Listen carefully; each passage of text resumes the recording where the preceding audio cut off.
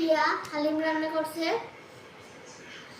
আর এই যে হালিমের টেস্ট বাড়ায় হলো যে লেবু আর পেঁয়াজের বেরেস্তা। সো টেস্ট করে দেখি।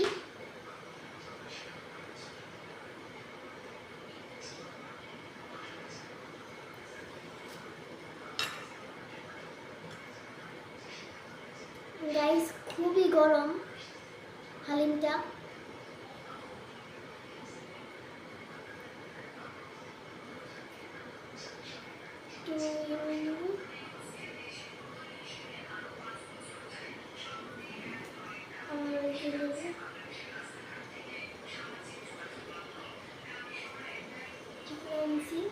আবার টেস্ট করে দেখবো।